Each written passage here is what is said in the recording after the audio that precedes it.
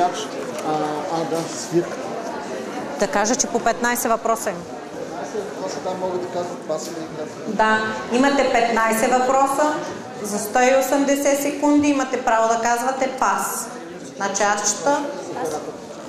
Ето има и оператор тук, помощник.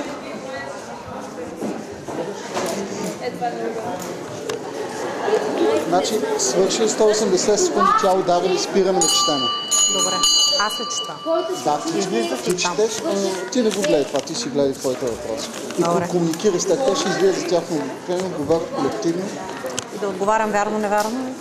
Да, отговарям. И ти записваш. Добре, аз чета. Мисля, че аз чета по-бързо, отколкото излизат на екран. Има ли въпроси някой? Марай? Няма въпроси. Имате 15 въпроса за 3 минути. Имате право да кажете пас. Колективна игра. И ако им остане време, може да се върнете към неотговорените въпроси. Първи въпрос. На кои две заповеди по думите на Исус е изграден целият закон? Обичай Господа твоя Бог, възлюби Господа твоя Бог с цялото си сърце, всичкия си ум и цялата си душа и ближния си както себе си. Да, верен отговор. В контекста на кое събитие Исус произнася думите "Писано е, домът ми ще се нарече молитвен дом, а вие го направихте разбойнически вертеп"? Верен. На кого плати десятък Авраам? На кого? Не е верен този отговор. Мелхиседек е верният. Четвърти, как се нарича територията или земята, която е обещана от Бог на Авраам и неговото потомство? Ханаан е верен отговор. Как е описано мястото на втората смърт? Точно така.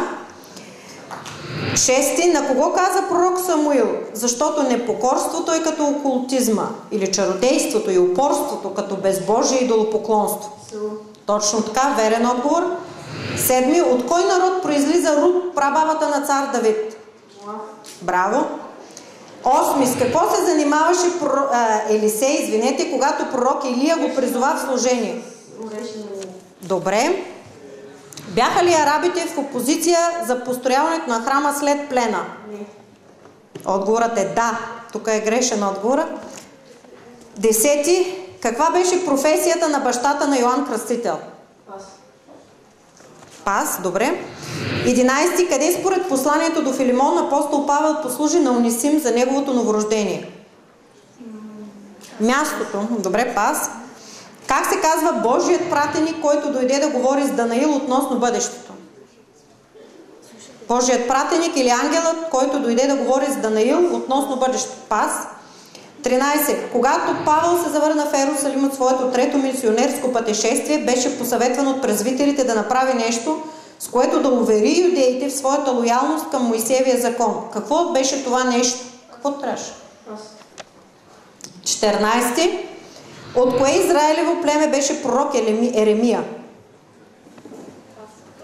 Пас. Какво имаше на престола, който беше върху свода над главите на живите същества в книгата на пророк Езекил? Пас. Добре, това са 15-те въпроса. Добре. 10.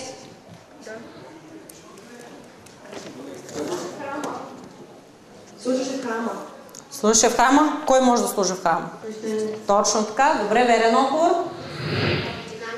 11. Къде се случи това нещо? Къде беше? Апостол Павел. Добре, в затвора е верният отговор. Как се казваше Божият пратеник? Ангелът, как се казваше? Свърши времето. Ангелът се казваше Гавраил.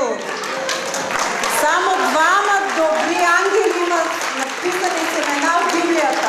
Единият е Архангел, другият е Божият пратеник Гавраил.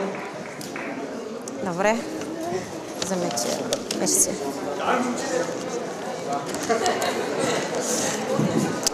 Отбора ново поколение, концентрация.